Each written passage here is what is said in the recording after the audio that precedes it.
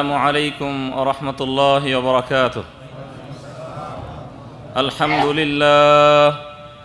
الحمد لله نحمده ونستعينه ونستغفره ونعوذ بالله من شرور أنفسنا ومن سيئات أعمالنا من يهده الله فلا مضل له ومن يضلله فلا هادي له وأشهد أن لا إله إلا الله وأشهد أن محمدًا عبده ورسوله. أما بعد فأعوذ بالله من الشيطان الرجيم. ولنبلونكم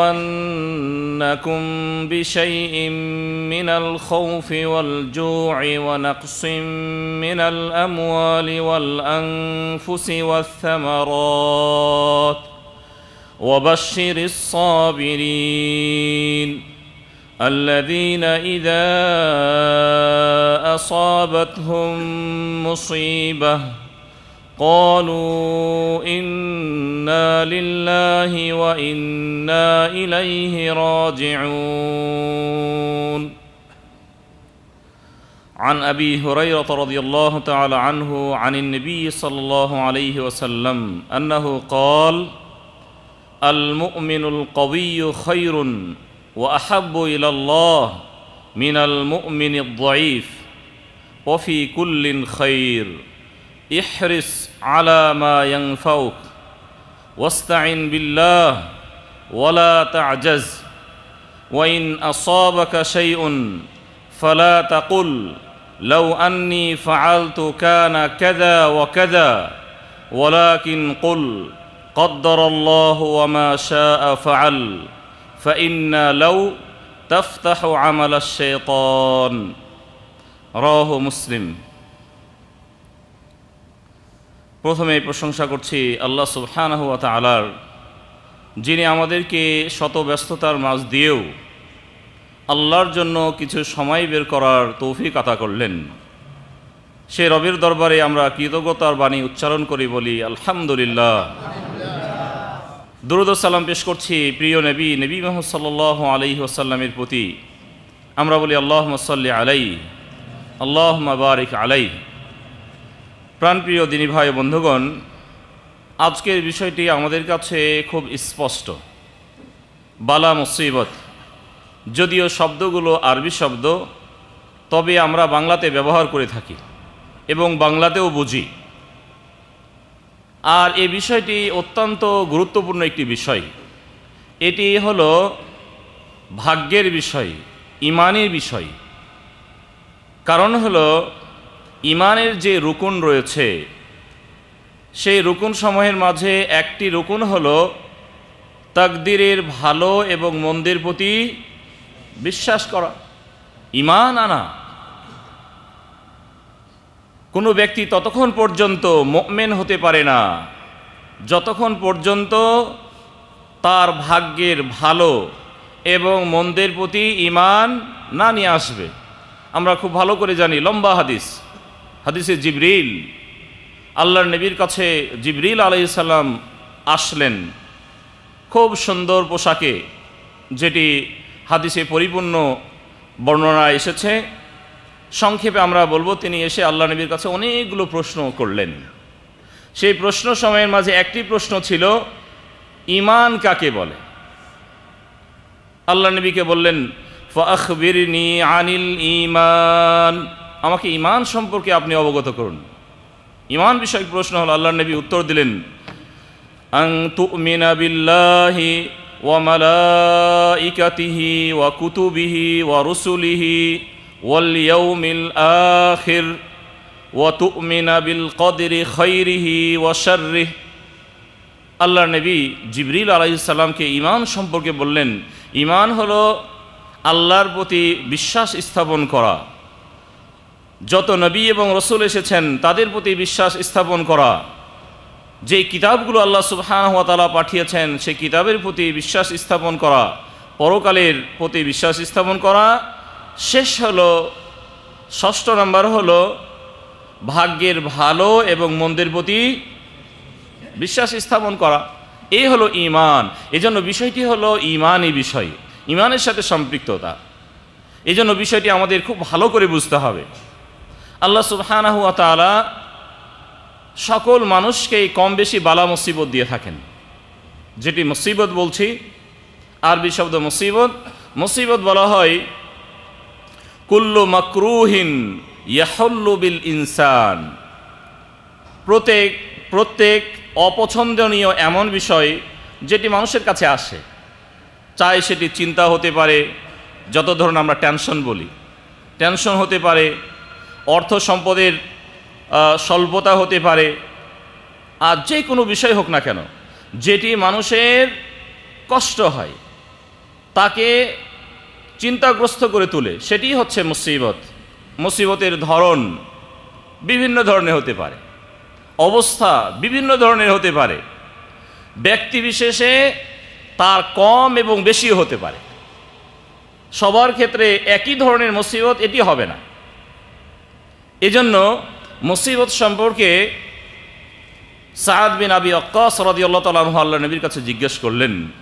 তিনি বললেন, কুলত ইয়া রাসূলুল্লাহ, হে আল্লাহর রাসূল, আইয়ুন নাসি আশাদ্দু বালা, পৃথিবীতে যাদের কাছে অধিক বালা মুসিবত এসেছে তারা কারা, কোন প্রকার মানুষের কাছে?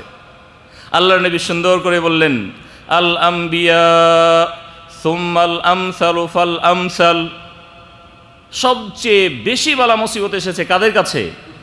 নবীদের কাছে। আল্লাহু আকবার। আমরা কল্পনা করতে পারি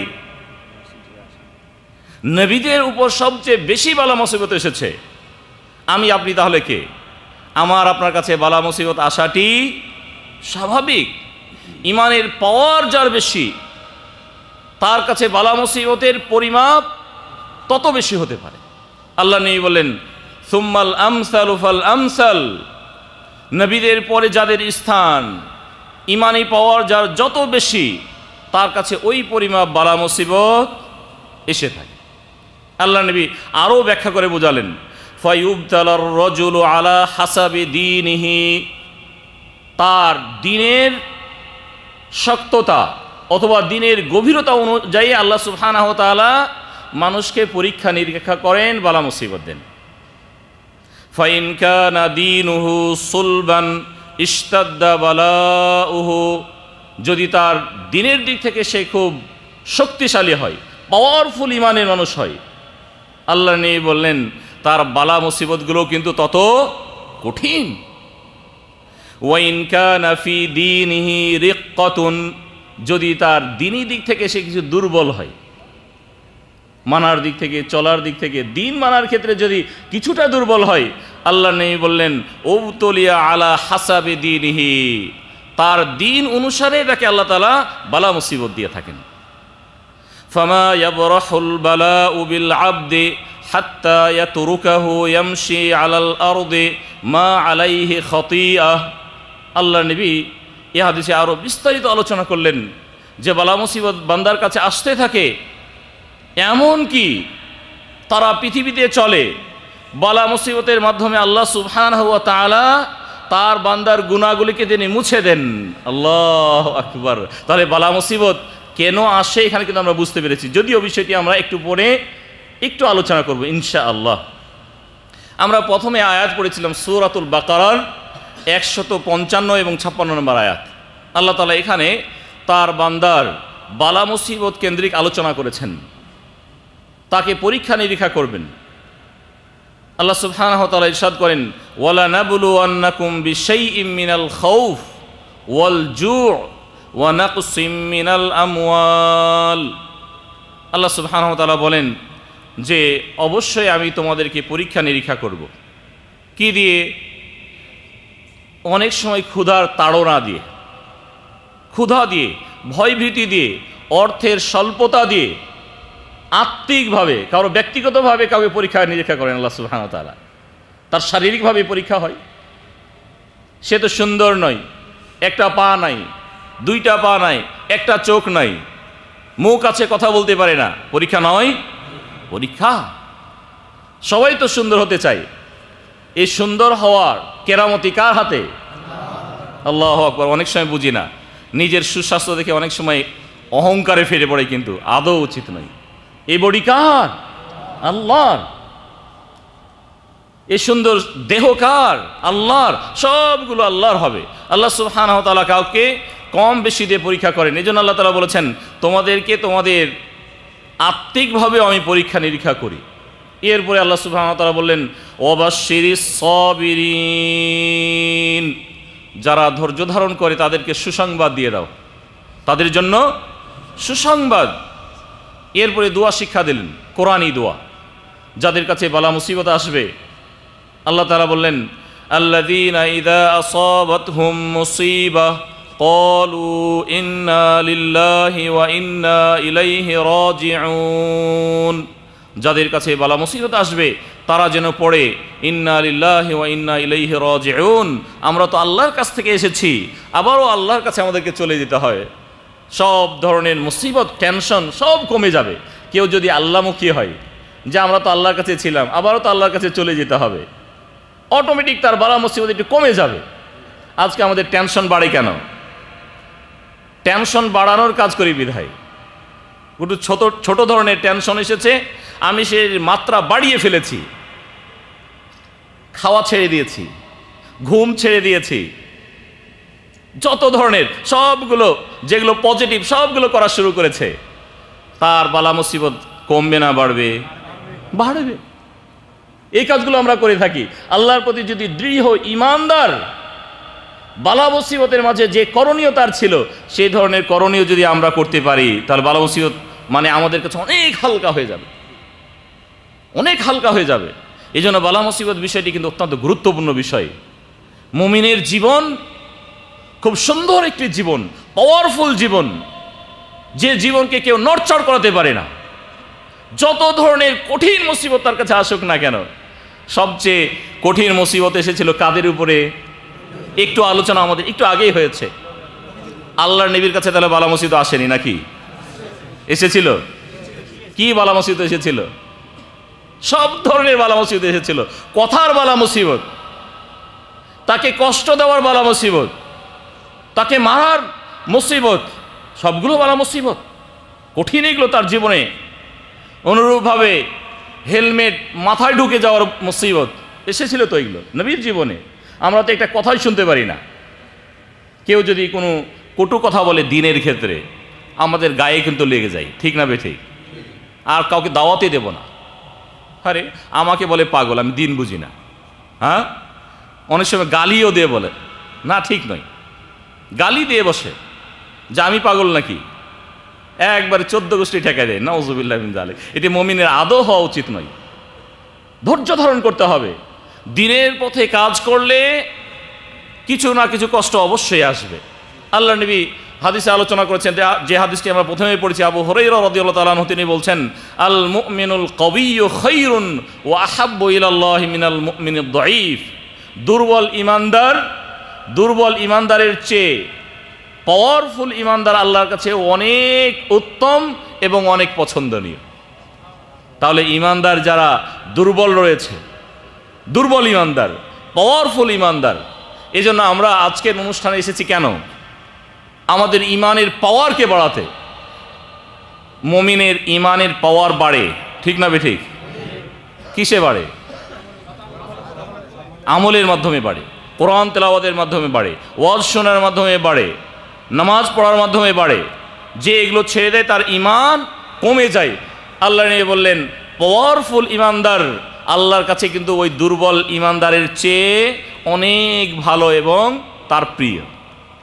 এরপরে আল্লাহ নবী বললেন, সকল ইমানদারের ক্ষেত্রেই মঙ্গল রয়েছে, যারা ইমানদার তাদের মঙ্গল রয়েছে। এরপর আল্লাহ নবী বললেন, ইহরিস আলা মা ইয়ানফাউক ওয়াস্তাইন বিল্লাহ, যাতে তোমার মঙ্গল রয়েছে সেই বিষয়ে তুমি উৎসাহী হও, আগ্রহী হও, আর আল্লাহর প্রতি তুমি দৃঢ় আস্থা রাখো। ওয়ালা তা'জাজ, এবং তুমি তোমার নিজকে দুর্বল করিয়ে ফেলো না, দুর্বল হইও না, অপারক হইও না। ওয়ালা তা'জাজ। ওয়াইন আসাবাকা শাইউন ফালা তাকুল, তোমার কাছে যদি কোনো কঠিন অবস্থা চলেই আসে তাহলে তুমি এ ধরনের কথা বলো না, লাউ আন্নি ফাআলতু কানা কাযা ওয়া কাযা, আমি যদি এই কাজটি করতাম তাহলে এটি হতো না, এই কাজটি যদি করতাম এটি হতো না, এই কাজটি করতাম এটি হতো না, এ ধরনের কথা বলো না, বরং এ কথা বলো, ওয়ালাকিন কুল কদ্দারাল্লাহু ওয়া মা শাআ ফাআল, আল্লাহ তাআলা আমার নসিবে যেটি রেখেছে এটি হয়েছে, আলহামদুলিল্লাহ, সর্ব অবস্থায় আলহামদুলিল্লাহ। কঠিন অসুখে ভুগছে, ভাই কেমন আছেন? তিনি বলছেন মুখ ফুটে আলহামদুলিল্লাহ। আমরা কিন্তু উল্টো পথে চলি, ভাই কেমন আছেন? ভালো না ভাই, টেনশনে আছি। মুমিনের এটি কথা নাই ভাই, টেনশনে আছি না, এটি কথা নয়। আপনি আগে আল্লাহর প্রশংসা করুন, আলহামদুলিল্লাহ, আল্লাহ আমাকে ভালো রেখেছেন, ভালো রেখেছেন। আপনি চলতে পারেন, বলতে পারেন, সুস্বাস্থ্যবান, আল্লাহ সব আপনার ব্যবস্থা করে দিয়েছেন। কিছু তো টেনশন থাকবে, আপনি মানুষ না? মানুষ হলে তো টেনশন থাকবে। আপনি কি? আপনি তো ছোট মানুষ। যারা বড় বড় মানুষ, যারা আল্লাহর প্রিয় বান্দা, নবী রাসূল, তাদের ক্ষেত্রে বালা মুসিবত এসেছে, আপনার কাছে আসবে না? ঈমান আছে বলেই তো বালা মুসিবত এসেছে, এই জন্য আপনাকে দৃঢ়বাদী হতে হবে। আল্লাহ নবী বললেন যে এর কারণে এটা হয়েছে, এর কারণে এটা হচ্ছে, এগুলো বলো না। এই লাউ যদি শব্দটা, এটি শয়তানের কথা, শয়তানের পথকে উন্মুক্ত করে। আমি তো জানি না যে এই কাজ করলে এটি হতো, আমি কি জানতাম? পা হঠাৎ করে ভেঙে গেল, পা হঠাৎ করে ভেঙে গেল, আমি কি জানতাম যে আজকে যদি বের না হতাম তাহলে পা ভাঙতো না? অনেক সময় কি ধরনের কথা বলা হয়, মানুষ বলে যে আজকে যদি বের না হতাম তাহলে এই ক্ষতি হতো না, মানিব্যাগটা হারাতো না, টাকা হারাতাম না, তার সাথে গন্ডগোল হতো না। আপনি তো জানতেনই না, নাকি জানতাম? তাহলে আল্লাহ নবী কিন্তু নিষেধাজ্ঞা দিয়েছেন। কোন শব্দ? যদি বলা, যদি এই কাজটি করলে এই কাজ হতো, এই কাজ করলে এই কাজ হতো। আর যদি সম্পর্কে আমরা জানিও না, যে হাদিসটি আমরা প্রথমে বলছিলাম যে নবী রাসূলের ক্ষেত্রে সবচেয়ে বালা মুসিবত বেশি আসে, এরপরে দিন অনুসারে তার বালা মুসিবত আসে। এই হাদিসটি আমাদের স্মরণ করিয়ে দেয় যে যার ইমানের পাওয়ার যত বেশি, তার কাছে বালা মুসিবত তত বেশি, যথেষ্ট হতে পারে। আমাদের জানা উচিত যে বালা মুসিবত যেগুলো আসে, এই বালা মুসিবত দেখে কি আমি নির্ধারণ করতে পারবো যে এই কারণে এটি হয়েছে? যেমনটি আমাদের সমাজে অনেক সময় বলে থাকেন, সমাজে বাবা মা তার সন্তানকে বলে দেন যে তোমার আজকে পা ভেঙেছে না, এই কারণে ভেঙেছে, তোমাকে না কালকে বলেছিলাম যে এই কাজটি করো, তুমি করোনি তো, এই জন্য তোমার পা ভেঙেছে। অনেক সময় অনেক ভাই ভাইকে দোষারোপ করে বলেন, তোমাকে বলেছিলাম তোমার সাথে আমি যাব না, তুমি আমাকে নিয়ে গেছো বিধায় আজকে আমার এই টাকাগুলো হারিয়ে গেছে। এ ধরনের দোষ দেওয়া হয়। যেটি বালা মুসিবত আপনার কাছে এসেছে, সে বালা মুসিবত কেন্দ্রিক দোষ দেওয়া হয়। এটি আদৌ সঠিক নয়, আদৌ, কারণ আমি কারণ জানি না যে এই কারণে এটি আমার ঘটতে পারে। আল্লাহ ভালো জানেন কারণ, আল্লাহ ভালো জানেন। এজন্য বালা মুসিবত আসার সাথে সাথে আমাদের ইমানের পাওয়ার বৃদ্ধি হবে, ইমানের পাওয়ার বৃদ্ধি হবে। কারণ বিভিন্ন ধরনের বালা মুসিবত এসে থাকে। বালা মুসিবত যেগুলো পৃথিবীতে আসে, এগুলো তিন ধরনের হতে পারে। কয় ধরনের? তিন ধরনের। প্রথম বালা মুসিবত হলো, বালা মুসিবত সবার উপরে আসবে, কখনো অন্যায়ের ফলে, কোনো অন্যায় ছাড়াও। যেমনটি নবীদের, বিভিন্ন নবীদের ক্ষেত্রে ঘটেছিল। নবী নূহ আলাইহিস সালাম, আমরা চিনি তো, কয়শো বছর তিনি বেঁচে ছিলেন? 950 বছর। আল্লাহু আকবার। আমরা কয়শো বছর বাঁচি? জি, 50-60। আমাদের কর্মগুলো দেখে মনে হয় যে আমরা 1000 বছর এর চেয়েও বেশি বাঁচব। জি, দুনিয়াবি কর্মগুলো, টেনশনগুলো আমরা যদি দেখি, দিন নাই তার কাছে, দিন একদিকে, দুনিয়াকে আগে প্রাধান্য দিতে হবে, দুনিয়ার কাজ করতেই হবে। সম্মানিত ভাই, আমাদের জীবনটা খুব ছোট জীবন। নবীদের ক্ষেত্রে নবী নূহ আলাইহিস সালাম 950 বছর তিনি ছিলেন। আল্লাহ সুবহানাহু ওয়া তাআলা তার ঘটনা বর্ণনা করেছেন। এটি প্রথম অবস্থা যে বালা মুসিবত আসবে সবার উপর, যারা দুনিয়াতে যা কিছু আছে সব কিছুর উপর। যে নবী নূহ আলাইহিস সালাম ছিলেন, নৌকা বানাতে আল্লাহ তাআলা বললেন, নৌকা বানালেন, নৌকাতে কিছু মুমিনদেরকে নিয়ে তিনি উঠে গেলেন, যত ধরনের জন্তু ছিল সবগুলোকে ডবল ডবল নিয়ে তিনি নৌকাতে উঠে গেলেন। বন্যা চলে আসলো, বন্যা চলে আসলো। সব ডুবে গেল, যত গাছ গাছালি যত কিছু আছে সব ডুবে গেল, নষ্ট হয়ে গেল। এটি হলো প্রথম প্রকার বালা, যেটি সবার উপরে আসবে। ভালো খারাপ যা কিছু আছে, পশু পাখি, সে পশু পাখিগুলো তো অন্যায় করেনি, এরপরও তো এসেছে। এই ধরনের এটি প্রথম প্রকার বালা সবার উপরে আসবে। আল্লাহ সুবহানাহু ওয়া তাআলা বলছেন সূরাতুল আনকাবুতের 14 নম্বর আয়াত, ওয়ালাকাদ আরসালনা নূহান ইলা কওমিহি ফালাবিসা ফীহিম আলফা সানাতিন ইল্লা 50 আমা।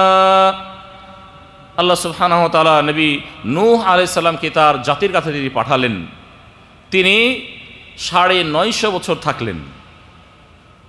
আর এর মাঝে আল্লাহ সুবহানাহু ওয়া তাআলা বললেন ফাআখাযাহুমুত তুফান, তাদেরকে প্রবল বেগে ঝড় পেয়ে বসলো এবং তাদেরকে পানির স্রোত, সে স্রোত তাদেরকে পেয়ে বসলো। ওয়াহুম যালিমুন, এর কারণও আছে। আল্লাহ তাআলা বলে দিলেন যে তারা অত্যাচারী, এই জন্য এই অত্যাচারের ফলে তাদের সবার কাছে বালা মুসিবত এসেছিল। শুধু ভালো মানুষগুলো আল্লাহ বাঁচিয়ে নিলেন, অল্প সংখ্যক যারা ছিলেন, আর বাকি সব ক্ষতিগ্রস্ত হলো। এটি প্রথম প্রকার বালা মুসিবত। আমরা নূহ আলাইহিস সালাম সম্পর্কে ঘটনা জানি, তার ঘটনা তো অনেক লম্বা ঘটনা। তার ছেলে সম্পর্কে, তার ছেলেও বাঁচেনি। আমরা সেদিকে যাচ্ছি না, যেহেতু বিষয়টি লম্বা। তাহলে প্রথম প্রকার। দ্বিতীয় প্রকার বালা মুসিবত হলো শুধুমাত্র ভালো মানুষকে বাঁচিয়ে আল্লাহ তাআলা খারাপ মানুষের উপর বালা মুসিবত দেন, এই ধরনের দ্বিতীয় অবস্থা। প্রথম অবস্থা সবার উপরে আসে, দ্বিতীয় অবস্থা কি? শুধুমাত্র ভালো মানুষ যারা, তাদেরকে আল্লাহ তাআলা বাঁচিয়ে নেন, যারা খারাপ তাদের উপর বালা মুসিবত আসে। যেমনটি শুআয়ব আলাইহিস সালামের কওমে এসেছিল। আল্লাহ সুবহানাহু ওয়া তাআলা বলছেন ওয়ালাম্মা জাআ আমরুনা নাজ্জাইনা শুআইবান ওয়াল্লাযীনা আমানু মাআহু বিরহমাতিন মিন্না। যখন আমার অর্ডার আসলো, নবী শুআইব আলাইহিস সালামকে আল্লাহ সুবহানাহু ওয়া তাআলা নাজাত দিলেন, বাঁচিয়ে নিলেন। আর তার সাথে যারা উত্তম ব্যক্তি, তাদেরকে তার অনুগ্রহে তিনি বাঁচিয়ে ফেললেন।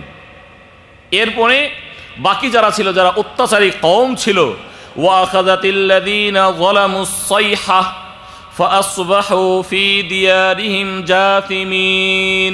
আল্লাহ তাআলা বললেন যারা অত্যাচারী ছিল তাদের কাছে রাতে এমন প্রকট আওয়াজ আসলো, যে আওয়াজে তারা সবাই সকাল হওয়ার আগে সবাই ঘরে মরে পড়ে আছে। আল্লাহু আকবার, এটি আল্লাহর কুদরত। কাদেরকে বাঁচালেন? ভালো মানুষদেরকে বাঁচালেন, নবীকে বাঁচিয়ে নিলেন, তার সঙ্গীদেরকে বাঁচিয়ে নেন। তারা খবরই জানেন না, তাদের কানে আওয়াজ আসেনি, প্রকট আওয়াজ এসেছে, কিন্তু মুমিনদের কানেই পৌঁছেনি, অথবা তাদের কোনো ক্ষতিও হয়নি। যদি এসেও থাকে তাদের কোনো ক্ষতি হয়নি, তবে অন্যদের তারা মরে গেল। কেন? আল্লাহ তাআলা তারা অন্যায় করেছিল বিধায়, অন্যায় করেছিল।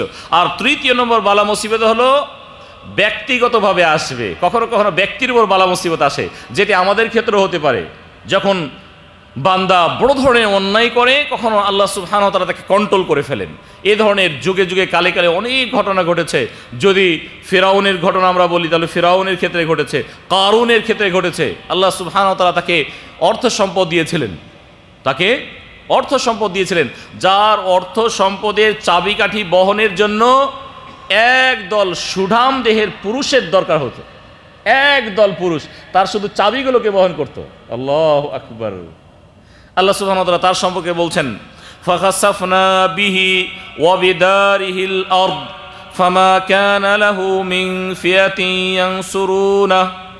আল্লাহ সুবহানাহু ওয়া তাআলা বললেন তাকে এবং তার ঘরবাড়ি সবকে আল্লাহ তাআলা মাটির নিচে ডুবিয়ে দিলেন। মাটির নিচে তিনি পৃথিবীকে অর্ডার করলেন, সব নিচে চলে যেতে থাকলো। আল্লাহু আকবার। এতে তাকে কেউ বাঁচাতে পারেনি, সে নিজেও বাঁচতে পারেনি, তার কোনো কেরামতি ছিল না। এত অর্থ সম্পদ কোনোই কাজে আসেনি তার। যে অর্থ সম্পদের মাধ্যমে সে তার নিজকে সংরক্ষণ করবে, এটিও হয়ে ওঠেনি। এই হলো বালা মুসিবত। তাহলে বালা মুসিবত কয় ধরনের? 3 ধরনের বালা মুসিবত। তাহলে বালা মুসিবত কেন আসে? কেন আসে? এই কেনরও উত্তর আছে। কোনো এক ভাই বললেন যে অন্যায়ের ফলে। ঠিক আছে, অন্যায়ের ফলে। প্রথম হলো অন্যায়ের ফলে, এটি হলো অন্যায়ের ফলে। তাহলে অন্যায়ের ফলে বালা মুসিবত আসতে পারে। আল্লাহ সুবহানাহু ওয়া তাআলা কোরআন মাজিদের বিভিন্ন জায়গাতে তিনি এই বিষয়ে সতর্ক করেছেন যে বালা মুসিবত আসে নিজের অন্যায়ের ফলে। আপনি অন্যায় করেছেন, এই অন্যায়ের ফলস্বরূপ আল্লাহ সুবহানাহু ওয়া তাআলা বালা মুসিবত দিয়েছেন। যেমনটি সূরাতুশ শূরার 30 নম্বর আয়াত আল্লাহ সুবহানাহু ওয়া তাআলা ইরশাদ করেন, ওয়ামা আসাবাকুম মিন মুসিবাতিন ফাবিমা কাসাবাত আইদিকুম ওয়া ইয়াফু আন কাসীর। যে বালা মুসিবতগুলো তোমাদের কাছে আসে সেগুলো তোমাদের হাতের অন্যায়ের ফলস্বরূপ। তাহলে অন্যায়ের ফলে আল্লাহ সুবহানাহু ওয়া তাআলা বালা মুসিবত দেন। ওয়া ইয়াফু আন কাসীর, এবং অনেককে আল্লাহ সুবহানাহু ওয়া তাআলা ক্ষমা করে দেন। আল্লাহু আকবার। আল্লাহ গফুরুর রহিম। যে পরিমাপ বালা মুসিবত আমাদের অন্যায় করার ফলে আসা দরকার ছিল আল্লাহ কিন্তু ততটা দেন না। আল্লাহ তাআলা তার বান্দার প্রতি অনুগ্রহশীল, ক্ষমা করে দেন। অনেক বিষয়কে তিনি ছেড়ে দেন, ক্ষমা করে দেন। বান্দা যখন তার কাছাকাছি হয় আল্লাহ সুবহানাহু ওয়া তাআলা মাফ করে দেন। সুবহানাল্লাহি ওয়া বিহামদিহি। এজন্য বালা মুসিবত কেন আসে? অন্যায়ের ফলে। এই মর্মে আয়াত এসেছে সূরাতুন নিসার ৭৯ নম্বর আয়াত, মা আসাবাকুম মিন সাইয়্যাতিন ফামিন নাফসিক। যে অন্যায়গুলি তোমার কাছে আসে, বালা মুসিবত আসে, সেগুলো তোমার অন্যায়ের ফলস্বরূপ। তাহলে খারাপ যেগুলো দিক আসে, অকল্যাণ যেগুলো তোমার কাছে আসে, এগুলো তোমার অন্যায়ের ফলস্বরূপ। আমরা দুইটি আয়াত পেয়েছি যে আয়াতগুলিতে আল্লাহ সুবহানাহু ওয়া তাআলা দোষারোপ করেছেন কাকে? অন্যায়কে। যে অন্যায়ের ফল তিনি তার বান্দাকে অন্যায়ের ফলস্বরূপ বালা মুসিবত দিয়ে থাকেন। কেন? এর উত্তর রয়েছে, যেন সে আল্লাহর পথে ফিরে আসে। সূরাতুস সাজদা যদি আমরা খুলি ২১ নম্বর আয়াত, আল্লাহ সুবহানাহু ওয়া তাআলা বলছেন, ওয়ালা নুযীকান্নাহুম মিনাল আযাবিল আদনা দুনাল আযাবিল আকবার লাআল্লাহুম ইয়ারজিউন। তাদেরকে বড় ধরনের বালা মুসিবতের পূর্বে ছোট ধরনের বালা মুসিবত দেই। কেন দেই? লাআল্লাহুম ইয়ারজিউন, তারা যেন আবার ফিরে আসে, যেন আল্লাহর পথে ফিরে আসে, বুঝতে পারে আমি অন্যায় করে চলেছি। যে ভাই অন্যায় করেন বুঝতে পারেন না, বুঝতে পারেন না। চোর চুরি করে, জানে না যে চুরিটি অন্যায়। বেনামাজি যে নামাজ পড়ে না, জানে না যেটি অন্যায়। তার কাছে বালা মুসিবত এসেছে, তার বোঝা উচিত যে আল্লাহ সুবহানাহু ওয়া তাআলা হতে পারে আমাকে আযাব দিয়েছেন, এ টেনশন দিয়েছেন আমার এই অন্যায়ের ফলে। হতে পারে, তার চিন্তা করা উচিত যে এমন তো হতেও পারে যে আমার অন্যায়ের ফলস্বরূপ আল্লাহ সুবহানাহু ওয়া তাআলা আমাকে বালা মুসিবত দিচ্ছেন। তাহলে সতর্ক হবে।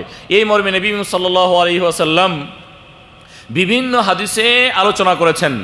যে হাদিসটি বর্ণনা করেন আনাস বিন মালিক রাদিয়াল্লাহু তাআলা আনহু, তিনি বলছেন, ইযা আরাদাল্লাহু বিআবদিহিল খায়রা, আল্লাহ নেই বলেছেন, যখন আল্লাহ সুবহানাহু ওয়া তাআলা তার বান্দার কল্যাণ করতে চান, সুবহানাল্লাহি ওয়া বিহামদিহি, কল্যাণ পছন্দ করেন, যখন কল্যাণ পছন্দ করেন, আজ্জালা লাহুল উকুবাতা ফিদ দুনিয়া, দুনিয়াতে আল্লাহ সুবহানাহু ওয়া তাআলা তার বান্দাকে আযাব দেন, অগ্রিম শাস্তি দিয়ে ফেলেন। পরকালের আগে দুনিয়াতে তাকে সাজা দেন। কাকে? যার কল্যাণ চান। তাহলে বালা মুসিবত আসার সাথে সাথে আপনি বলবেন যে না আমি তো এখন ডুবেই গেলাম, না, বরং হতে পারে আল্লাহ সুবহানাহু ওয়া তাআলা এতে আপনার মঙ্গল রেখেছেন, কল্যাণ রেখেছেন। যার অকল্যাণ চান, একটু পরে আল্লাহ নবী বলেন, ওয়াইদা আরাদাল্লাহু বিআবদিহি শাররা, যার অকল্যাণ আল্লাহ তাআলা চান, আমসাকা আনহু বিযামবিহি, আল্লাহ তার অন্যায়কে রেখে দেন, অন্যায়কে রেখে দেন, হাত্তা ইউয়াফিয়া বিহি ইয়াউমাল কিয়ামাহ, যাতে পরকালে তাকে পরিপূর্ণভাবে আযাব দেন। আল্লাহু আকবার। পরকালের আযাব কঠিন নাকি দুনিয়ার আযাব কঠিন? অনেকে বলে যে হয়তো কিছুদিন জ্বলব। যারা টাকনার নিচে কাপড় পরে জিজ্ঞেস করি যে ভাই হাদিস তো শুনেছেন, টাকনার নিচে যে অংশ সেটি জাহান্নামের অংশ, তো এটি কেন? যে ঠিক আছে, ওই টাকনার নিচেই তো এটুকুই তো জ্বলবে, আর তো জ্বলবে না। কে তাকে বলেছে যে শুধু টাকনার নিচেই জ্বলবে, উপরে জ্বলবে না? প্রথম অংশ আপনাকে কে বলেছে যে টাকনার নিচেই শুধু জ্বলবে, উপরে জ্বলবে না? আর টাকনার নিচেই যদি জ্বলে, এটুকু কি আপনার কাছে পছন্দনীয়? আল্লাহু আকবার। 70 ভাগের 69 ভাগ আল্লাহর কাছে রেখে দিয়েছে, 1 ভাগ শুধু পৃথিবীতে ওই আগুনের যে প্রখরতা, 1 ভাগ শুধু এসেছে।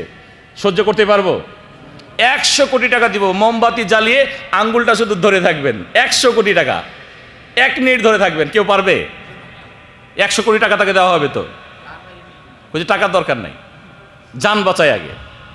সম্মানিত ভাই, এই জন্য আল্লাহ সুবহানাহু ওয়া তাআলা বালা মুসিবত দিয়েছেন, আপনাকে বুঝতে হবে আল্লাহ তাআলা আপনাকে পছন্দ করেছেন, ভালোবাসেন আপনাকে। হতে পারে এই বালা মুসিবতের মাধ্যমে আপনাকে কিছু অফার দিলেন, সুযোগ দিলেন, যেন আপনি ফিরে আসেন। লাআল্লাহুম ইয়ারজিউন, তারা যেন ফিরে আসে। যে হাদিসটি তিরমিজিতে এসেছে। বালা মুসিবত কেন আসে? অন্যায়ের কারণে। আর এতে আল্লাহ সুবহানাহু ওয়া তাআলা তার বান্দাকে অফার দেন, সুযোগ দেন, যেন সে ফিরে আসে, দিনের পথে ফিরে আসে। দ্বিতীয় প্রকার বালা মুসিবত হলো তার মর্যাদাকে আল্লাহ তাআলা বাড়িয়ে দেন, গুনাহ মাফ করে দেন। সুবহানাল্লাহি ওয়া বিহামদিহি। উভয় বালা মুসিবতে আমাদের জন্য কল্যাণ। যদি দুনিয়াতে বালা মুসিবত আল্লাহ সুবহানাহু ওয়া তাআলা দেন, এর মাধ্যমে যদি আমরা ফিরে যেতে পারি, সেটিও আমার জন্য কল্যাণ। আর যদি সম্মান মর্যাদা আল্লাহ সুবহানাহু ওয়া তাআলা বৃদ্ধি করেন বালা মুসিবত দিয়ে, সেটিও আমার জন্য কল্যাণ। যেটি নবীদের ক্ষেত্রে হয়েছিল, যত ধরনের মুত্তাকি পরেজগার তাদের ক্ষেত্রে হয়। অনেক সময় ভালো মানুষ, তার কাছে অনেক ধরনের টেনশন, তার স্ত্রীর অসুখ, নিজের অসুখ, অনুরূপভাবে সন্তান লেখাপড়া করতে পারছে না, ঘরে খাওয়ার নাই, আছে না এই ধরনের মানুষ? অনেক ধরনের টেনশন। এখন সে কি বলবেন? ভালো মানুষ তো, 5 ওয়াক্ত নামাজ পড়েন, পর্দা তার মাঝে ঠিক আছে, শরীয়ত পরিপূর্ণভাবে মানার চেষ্টা করেন, এরপরও বালা মুসিবত আসতে পারে তো? অবশ্যই পারে। আমরা একটু আগেই বলেছি যে ভালো মানুষের ক্ষেত্রে বালা মুসিবত কঠিন হয়। এজন্য আল্লাহ নবী বলেছেন, যে হাদিসটি আনাস বিন মালিক রাদিয়াল্লাহু তাআলা আনহু বর্ণনা করেন, ইন্না ইযামাল জাযাই মা ইযামিল বালা। আল্লাহ নবী বলেছেন যে বালা মুসিবতের মাধ্যমে, কঠিন বালা মুসিবতের মাধ্যমে আল্লাহ সুবহানাহু ওয়া তাআলা তার বান্দাকে মহান পুরস্কার দিতে চান, বড় পুরস্কার দিতে চান। সুবহানাল্লাহ। তাহলে বালা মুসিবত কঠিন হলে তার পুরস্কার কিন্তু বড় রয়েছে, মূল্যবান পুরস্কার রয়েছে। এই জন্য নবীদের ক্ষেত্রে এই ধরনের বালা মুসিবত এসেছিল। নবী মুহাম্মদ সাল্লাল্লাহু আলাইহি সাল্লাম বলেন, ওয়া ইন্নাল্লাহা ইযা আহাব্বা কওমান ইবতালাহুম। আল্লাহ সুবহানাহু ওয়া তাআলা কোনো জাতিকে যখন ভালোবাসেন, তখন তাদের কাছে বিভিন্ন ধরনের বালা মুসিবত দেন। আমরা বাংলাদেশে বালা মুসিবত এসেছে না, আসেনি? এক প্রকার বালা মুসিবত। আজকে যত ধরনের টেনশন, একজন ভালো মানুষ টেনশন মুক্তভাবে দাঁড়িয়ে রাখতে পারেন না, ঠিক না বেঠিক? অনেক সময় নামাজও পড়তে পারেন না, কিছু ভাই আছেন দিনের কাজ করতে পারেন না, এটিও বালা মুসিবত। বালা মুসিবত হতে পারে আমাদের অন্যায়ের ফলস্বরূপ। আল্লাহ সুবহানাহু ওয়া তাআলা তাদের কল্যাণ চান, যেন তারা ফিরে আসে, আল্লাহর পথে ফিরে আসে। আয়াত পড়েছিলাম, আল্লাহ নিয়ে বলেছেন, ফামান রাদিয়া ফালাহুর রিদা। যারা আল্লাহর বালা মুসিবত পেয়ে সন্তুষ্ট, আল্লাহ সুবহানাহু ওয়া তাআলা তাদের প্রতি সন্তুষ্ট। সুবহানাল্লাহ। আপনি বালা মুসিবত পেয়ে সন্তুষ্ট, আল্লাহ সুবহানাহু ওয়া তাআলা তার সন্তুষ্টি আপনার জন্য রয়েছে। অনুরূপভাবে আল্লাহ নিয়ে বলেছেন উল্টো দিকে, কিন্তু উল্টো, ওয়ামান সাখিতা ফালাহুস সাখাত। যারা অসন্তুষ্টি ভাব দেখায়, বালা মুসিবতের ফলে নামাজ ত্যাগ করে দেয়, যে বালা মুসিবত এসে যে আর নামাজে যাব না, আল্লাহর সাথে আর যোগাযোগ হচ্ছে না, কোরআন তেলাওয়াত করতে কোরআন তেলাওয়াত হচ্ছে না, এগুলো কিন্তু ইমানদারের কাজ নয় ভাই। দুর্বল ইমানদারের এগুলো কিন্তু পদক্ষেপ, যে বালা মুসিবতের ফলে দিন থেকে সে সরে যাবে, দিনের কর্ম থেকে সে সরে পড়বে, উত্তম কাজকে সে বর্জন করে দিবে। এটি আদৌ হওয়া উচিত নয়। বালা মুসিবত আসার সাথে সাথে আরও আল্লাহর প্রতি সন্তুষ্ট হয়ে ভালো কাজগুলো আরও বেশি বেশি করা উচিত। এর মাধ্যমে আল্লাহ সুবহানাহু ওয়া তাআলা তার বান্দাকে তিনি পুরস্কৃত করেন, তাকে ভালোবাসেন। এ হাদিসটিও তিরমিজিতে এসেছে। অতএব আমরা স্পষ্ট হতে পেরেছি যে বালা মুসিবত আসে 2 পদ্ধতিতে। এক তো তার অন্যায়ের ফলস্বরূপ, আর দ্বিতীয় আল্লাহ সুবহানাহু ওয়া তাআলা তার বান্দার প্রতি সন্তুষ্ট, তার মর্যাদা তিনি বৃদ্ধি করেন, মর্যাদা বৃদ্ধি করেন। এই মর্মে হাদিস বর্ণনা করেছেন আয়েশা রাদিয়াল্লাহু তাআলা আনহা। তিনি বলেন, নবী মুহাম্মদ সাল্লাল্লাহু আলাইহি ওয়াসাল্লাম ইরশাদ করেন, মা ইউসিবুল মুমিনা মিন শাওকাতিন ফামা ফাওকাহা যে কোনো মুমিনের কাছে কাঁটা এবং তার চেয়ে বড় কাঁটা, আমরা চিনি তো কাঁটা, কাঁটা লেগে যাওয়া এটি কিন্তু একটি মুসিবত, ছোট ধরনের কাঁটা, এর চেয়ে বড় যে মুসিবতগুলো তাদের কাছে আসে, কষ্ট আসে, এর মাধ্যমে আল্লাহ সুবহানাহু ওয়া তাআলা রাফাআহুল্লাহু বিহা দারাজাহ, আল্লাহ তার মর্যাদা বৃদ্ধি করে দেন। সুবহানাল্লাহ। কাঁটা যদি লাগে তাহলে আমরা কতটুকু কষ্ট পেয়েছি, একটু এই শব্দ আমরা করি, একটু কষ্ট পেয়েছি, এর মাধ্যমে আল্লাহ সুবহানাহু ওয়া তাআলা তার বান্দার মর্যাদাকে উন্নীত করে দেন, বৃদ্ধি করে দেন। আও হাত্তা আনহু বিহা খাতিআহ, অথবা তার গুনাহ মোচন করে দেন। সুবহানাল্লাহি ওয়া বিহামদি, গুনাহ মুছে যায়। তাহলে যত ভালো কাজ আছে, ভালো কাজের মাধ্যমে আল্লাহ সুবহানাহু ওয়া তাআলা তার বান্দার গুনাহ মুছেন। উযু করলে গুনাহ মুছে না, মুছে না? নামাজ পড়লে, রোজা রাখলে, হজ করলে, দান খায়রাত করলে, সবগুলো গুনাহ মোচনের কাজ। অনুরূপভাবে বালা মুসিবত এটি একটি ভালো জিনিস, এর মাধ্যমে আল্লাহ সুবহানাহু ওয়া তাআলা তার বান্দার গুনাহ রাশিগুলোকে তিনি মুছে দেন। সুবহানাল্লাহি ওয়া বিহামদিহি, হাদিস এসেছে বুখারী এবং মুসলিমে। এই জন্য বালা মুসিবত আসার সাথে সাথেই বেশি টেনশনে পড়ে যাওয়া উচিত নয়, কারণ এতে মঙ্গল রয়েছে। আর আপনি টেনশন করে করারও তো কিছুই নেই। যদি আল্লাহ তাআলা আপনাকে কোনো বালা মুসিবত দিতে চান, পৃথিবীর কেউ সেটিকে রোধ করতে পারবে? পারবে কেউ? অর্থ, সম্পদ, সন্তান সন্ততি, পৃথিবীর মানুষ কেউ পারবে না। কারণ আল্লাহ সুবহানাহু ওয়া তাআলা আমাদের ভাগ্যে সব কিছু লিপিবদ্ধ করে রেখেছেন, যেটি হওয়ার সেটি হবে। আপনার কারণে হতে পারে, আল্লাহ সুবহানাহু ওয়া তাআলা যেটি আপনার জন্য লিখে রেখেছেন সেটি ঘটবেই ঘটবে। এই মর্মে যথেষ্ট আয়াত রয়েছে। সূরা হাদীদের 22 নম্বর আয়াত যদি পড়ি আমরা স্পষ্ট হতে পারবো। আল্লাহ সুবহানাহু ওয়া তাআলা বলেন, মা আসাবা মিন মুসিবাতিন ফিল আরদি ওয়ালা ফি আনফুসিকুম ইল্লা ফি কিতাবিম মিন ক্বাবলি আন নাবরাহা ইন্না যালিকা আলাল্লাহি ইয়াসির। যেই বালা মুসিবতগুলো আপনার ক্ষেত্রে এবং পৃথিবীতে যেগুলো আসে, সবগুলো আল্লাহ সুবহানাহু ওয়া তাআলা লিপিবদ্ধ করে রেখেছেন। আর এটি আল্লাহর কাছে খুবই সহজ। আমার জীবনের সব কিছু আল্লাহর খাতায় লিপিবদ্ধ। সুবহানাল্লাহি ওয়া বিহামদিহি। আপনি এখনও করেননি, সব লিপিবদ্ধ আছে। এই জন্য অটোমেটিক চেন ঘটছে, হতেই হবে। আপনার জীবনে যদি বালা মুসিবত থেকে থাকে, যে বালা মুসিবত যেইভাবে আল্লাহ সুবহানাহু ওয়া তাআলা লিখে রেখেছেন সেটি আসবেই আসবে, এটি আপনাকে জানতে হবে। কোনো ব্যক্তি যদি জানে যে এই বালা মুসিবত আল্লাহ সুবহানাহু ওয়া তাআলা আমার জন্য লিখে রেখেছেন, অতএব এসেছে, তার অবস্থা, আর যে ব্যক্তি এই বিষয়টি এইভাবে চিন্তা করেন তার অবস্থা, উভয়ের অবস্থা কি সমান হবে? সমান হবে না। এই জন্য মুমিন সর্ব অবস্থায় আল্লাহর প্রতি ভরসা রাখবে। আর যত প্রকার বালা মুসিবত এসেছে সব বালা মুসিবতের উপরে সে ঈমান রেখে তার নিজের ঈমানকে আরো দৃঢ় করবে। এটি হলো মুমিনের গুণ। সম্মানিত ভাই, একই ধরনের আয়াত সূরাতুত তাওবার 51 নম্বর আয়াতে আল্লাহ সুবহানাহু ওয়া তাআলা ইরশাদ করেন, কুল লা ইউসিবানা ইল্লা মা কাতাবাল্লাহু লানা হুয়া মাওলানা ওয়া আলাল্লাহি ফালইয়াতাওয়াক্কালিল মুমিনুন। হে নবী, আপনি ঘোষণা করে দেন, বলে দেন, যেই বালা মুসিবতগুলো আমাদের কাছে আসে সেগুলো আল্লাহ সুবহানাহু ওয়া তাআলা লিপিবদ্ধ করে রেখেছেন। হুয়া মাওলানা, তিনি আমাদের অভিভাবক, কর্ম নির্ধারক, তিনি সব কিছু করে দেন আমাদের। অতএব তিনি আমার জন্য সেটি নির্ধারণ করেছেন, আমার কাছে আসবে। আল্লাহ সুবহানাহু ওয়া তাআলা বলেছেন যে মুমিনরা আল্লাহর প্রতি দৃঢ় ভরসা রাখবে। ওয়া আলাল্লাহি ফালইয়াতাওয়াক্কালিল মুমিনুন, মুমিনদের উচিত আল্লাহর প্রতি তারা দৃঢ় ভরসা রাখে। এই মর্মে ইবনে আব্বাস রাদিয়াল্লাহু তাআলা আনহুর দীর্ঘ হাদিস রয়েছে, হাদিসটি না পড়লেই নয়। আল্লাহর নবী ঈমানের পাওয়ার শিক্ষা দিচ্ছেন কাকে? ইবনে আব্বাস রাদিয়াল্লাহু তাআলা আনহুকে। তিনি বলছেন যে আমি একদিন আল্লাহর নবীর সাথে ছিলাম, আমি তার বাহনে পিছনে বসা ছিলাম। আল্লাহর নবী আমাকে বললেন, ইয়া গোলাম ইন্নী উআল্লিমুকা কালিমাত, বৎস আমি তোমাকে কিছু কথা শিক্ষা দেব।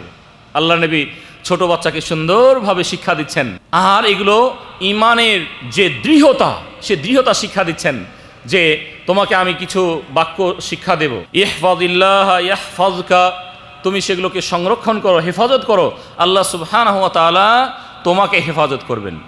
ইহফাজিল্লাহ তাজিদহু তুজাহাক, এই কথাগুলি তুমি সংরক্ষণ করো, তুমি রবকে তোমার সম্মুখেই পাবে, বিপদাবতে সর্ব অবস্থায় সম্মুখেই তুমি পাবে, তোমার কাছাকাছি তুমি পাবে। এরপরে আল্লাহ নেই বললেন, ইদা সাআলতা ফাসআলিল্লাহ, কোনো কিছু যদি চাওয়ার প্রয়োজন হয় কার কাছে চাবে? আল্লাহর কাছে। ওয়া ইযা ইসতাআনতা ফাসতাইন বিল্লাহ, কোনো যদি সাহায্য সহযোগিতার প্রয়োজন পড়ে কার কাছে চাবে? আল্লাহর কাছে। এরপরে আল্লাহ নবী তাকে আরও মজবুত ঈমান শিক্ষা দিচ্ছেন, ঈমানের রূপ শিক্ষা দিচ্ছেন, যাতে তার ঈমান আরও বৃদ্ধি পাবে। এরপরে বলছেন, ওয়া'লাম আন্নাল উম্মাতা লাবিজতামাআত আলা আন ইয়ানফাউকা বিশাইইন লাম ইয়ানফাউকা বিশাইইন ইল্লা ক্বাদ কাতাবাহুল্লাহু লাক। জেনে রাখো, উম্মতের সবাই মানে পৃথিবীর সবাই যদি একত্রিত হয় এবং তোমার যদি উপকার করতে চায়, যে উপকারটি তোমার জন্য আল্লাহ সুবহানাহু ওয়া তাআলা লেখেননি, তারা সেটি করতে, আল্লাহু আকবার, উপকার লেখেননি আল্লাহ সুবহানাহু ওয়া তাআলা, কেউ উপকার করতে পারবে? কেউ করতে পারবে না।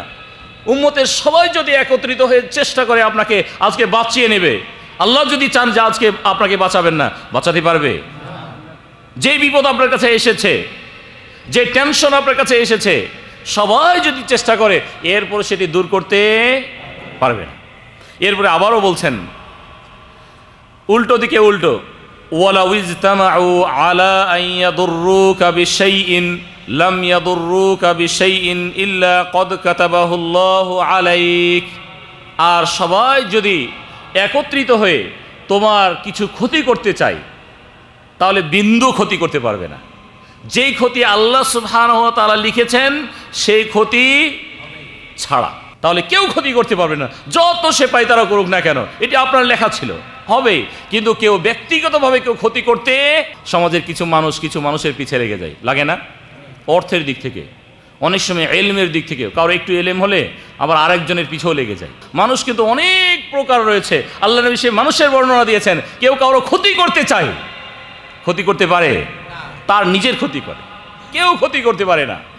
আল্লাহ সুবহানাহু ওয়া তাআলা এর মাধ্যমে তার গুনাহ মাফ করে দেন, তার মর্যাদাকে আরো বাড়িয়ে দেন। সুবহানাল্লাহি ওয়া বিহামদিহি। আমাদের ঈমানগুলো দুর্বল হওয়ার ফলে আমরা অনেক সময় এই বিষয়গুলো কিন্তু ভুলে যাই। এজন্য আমাদের আরো স্মরণ করা উচিত। এর মাধ্যমে আমাদের ঈমানের পাওয়ার আরো বৃদ্ধি হবে। আল্লাহ নবী বলেছেন, যে হাদিসটি ইবনে মাজাতে এসেছে, বর্ণনা করেছেন আনাস বিন মালিক রাদিয়াল্লাহু তাআলা আনহু, তিনি বলছেন, ইন্না মিনান নাসি মাফাতিহা লিল খাইর মাগালিকা লিশ শারর ওয়া ইন্না মিনান নাস মাফাতিহা লিশ শারর মাগালিকা লিল খাইর। মানুষের মাঝে অনেক প্রকার মানুষ আছে, আল্লাহ নবী বর্ণনা করেছেন যে মানুষের মাঝে এমন মানুষ রয়েছে যারা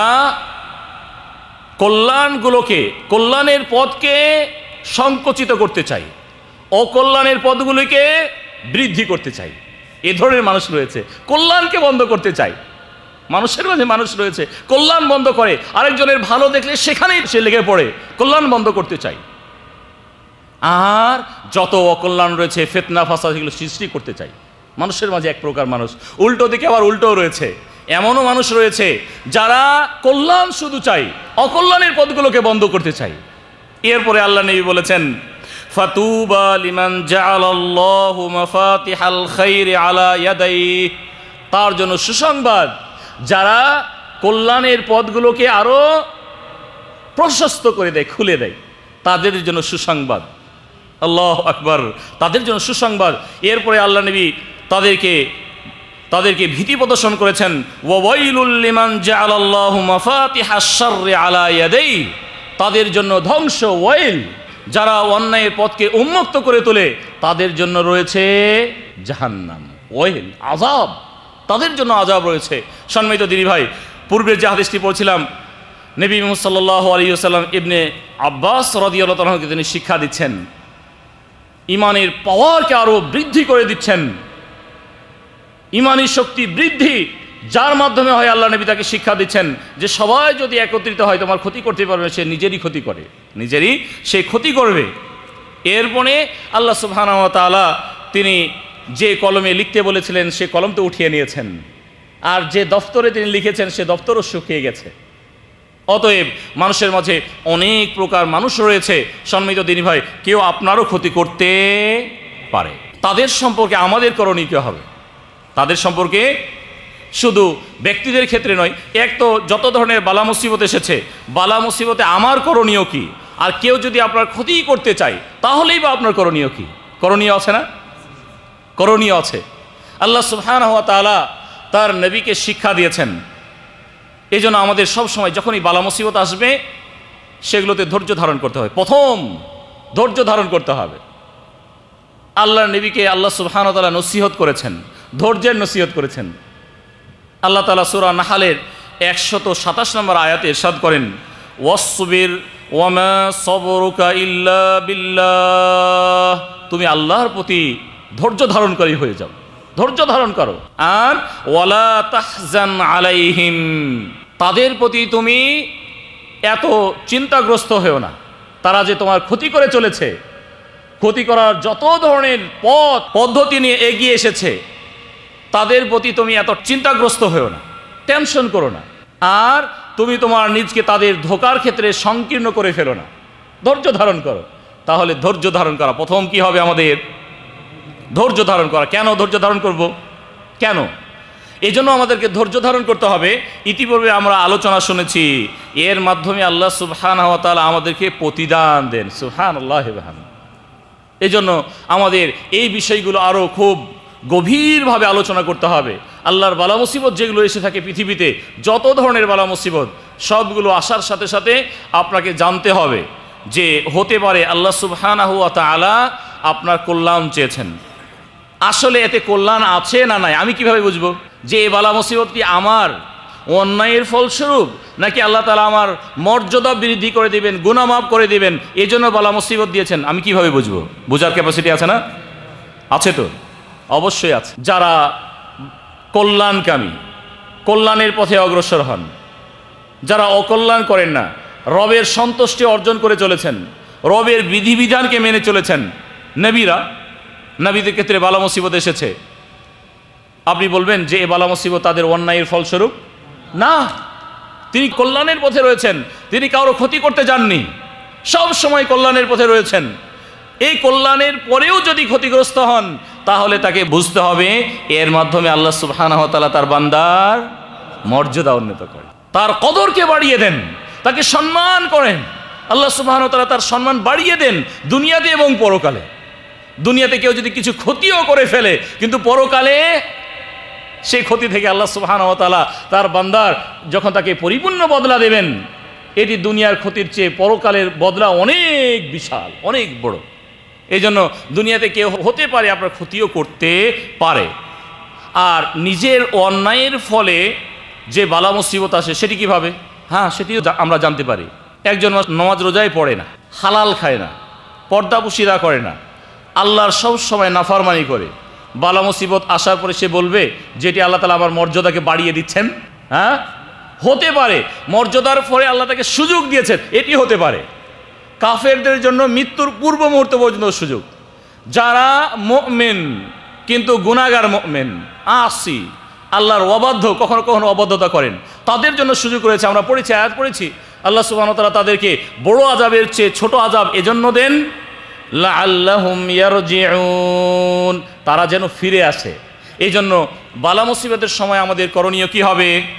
ধৈর্য ধারণ করা, এই মনে করে যে এতে আল্লাহ সুবহানাহু ওয়া তাআলা আমাদের পুরস্কার দেবেন, মর্যাদা উন্নত করে দেবেন, অথবা আল্লাহ সুবহানাহু ওয়া তাআলা আমার গুনাহ মুছে দিচ্ছেন। যেহেতু মা আয়েশার আমরা হাদিস পড়েছি যে এমনকি কাঁটাও যদি ফুটে, এর ফলে আল্লাহ সুবহানাহু ওয়া তাআলা হয় তার মর্যাদাকে তিনি বৃদ্ধি করে দেন অথবা গুনাহ মুছে দেন।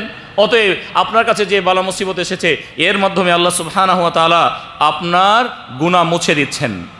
এরপরে আমাকে আবারও জানতে হবে, যখন বালা মুসিবত এসেছে আপনাকে ভাবতে হবে যে আমার নসিবে আল্লাহ তাআলা লিখে রেখেছেন, অতএব এসেই গেছে, আমার করণীয় এখানে কিছুই নাই।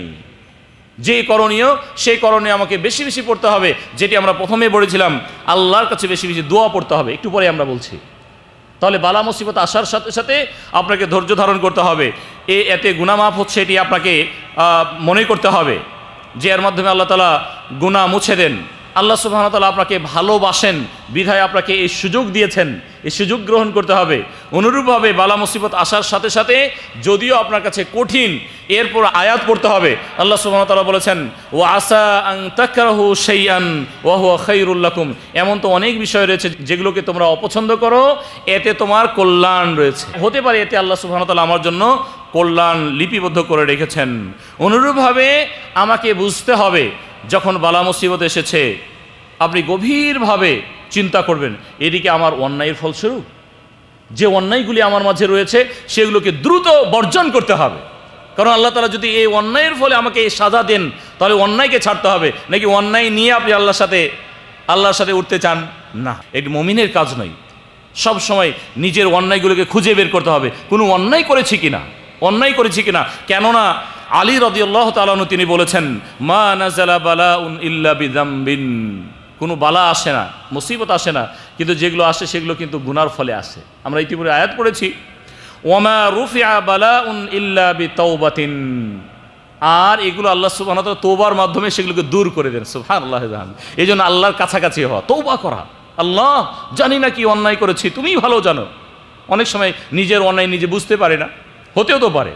আর যারা স্পষ্ট অন্যায় করে চলেছে তারা তো অন্যায় সম্পর্কে কথা বলবে যে আল্লাহ অন্যায় করেছি, আল্লাহ তুমি আমাকে মাফ করে দিও, আজকে থেকে অন্যায় আমি ছেড়ে দিচ্ছি। অনুরূপভাবে আপনাকে বুঝতে হবে যে এই বালা মুসিবতের ফলে আল্লাহ সুবহানাহু ওয়া তাআলা আপনাকে আল্লাহ পরীক্ষা করছেন। তাহলে আল্লাহর পরীক্ষা যদি আমার প্রতি হয়ে থাকে তাহলে পরীক্ষাতে পাশ করতে হবে না ফেল করতে হবে? সম্মানিত ভাই, আপনি দুনিয়ার পরীক্ষার জন্য কত ধরনের আপনি ব্যস্ত হয়ে পড়েন, আল্লাহর পরীক্ষায় পাশ করতে হবে, এই জন্য আরও অধিক ব্যস্ত হতে হবে, ভালো কাজে আপনাকে অগ্রসর হতে হবে, যত ধরনের অন্যায় সবগুলোকে বর্জন করতে হবে, দান খেরাত করতে হবে। আমরা শেষ করব, বালা মুসিবত যখন আসবে আমরা তো ধৈর্য ধারণ করব। আরও কিছু কর্ম আছে তো। আল্লাহর নবী যখন তার কাছে কঠিন অবস্থা আসতো তখন তিনি আল্লাহর কাছে দোয়া করতেন। দোয়া কিন্তু সব কিছুর মূল। আল্লাহর কাছে অধিক হারে দোয়া করা এটি মুমিনের গুণ। সব সময় দোয়া করবে আল্লাহর কাছে, প্রয়োজনে অপ্রয়োজনে দোয়া করতে হবে। নিজের ত্রুটির জন্য, নিজে যেন সুন্দর থাকতে পারে, পরকালে যেন জান্নাত লাভ করতে পারে, এই জন্য সে আল্লাহর কাছে দোয়া করবে। প্রয়োজন নাই এরপর আল্লাহর কাছে দোয়া করা এটি ইবাদত, এই জন্য আল্লাহর কাছে অধিক হারে দোয়া করবে। আল্লাহ নবীর কাছে যখন বালা মুসিবত আসতো তখন তিনি দোয়া বলতেন। তিনি বলতেন আল্লাহুম্মা ইন্নী আউযু বিকা মিনাল হাম্মি ওয়াল হাযান ওয়া আউযু বিকা মিনাল আজজি ওয়াল কাসাল ওয়া আউযু বিকা মিনাল জুবনি ওয়াল বুখল ওয়া আউযু বিকা মিন গলাবাতিদ দাইনি ওয়া কহরির রিজাল। অর্থবোধক দোয়া। আল্লাহ তুমি টেনশন থেকে আমাকে হেফাজত করো, রক্ষা করো। আল্লাহর কাছাকাছি হতেন, বেশি বেশি দোয়া বলতেন। আল্লাহ নবী এই দোয়াটা বেশি বেশি পড়তে বলতেন। যারা এই দোয়া পড়বে আল্লাহ সুবহানাহু ওয়া তাআলা তার বালা মুসিবতকে দূর করে দেবেন।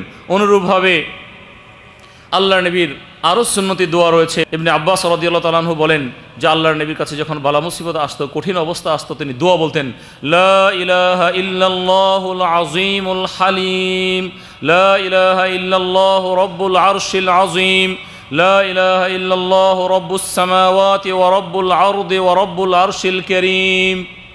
বুখারী মুসলিমের হাদিস। এই দোয়াটি বেশি বেশি পড়তে হবে, কেননা আল্লাহর নবীর এটি সুন্নতি দোয়া।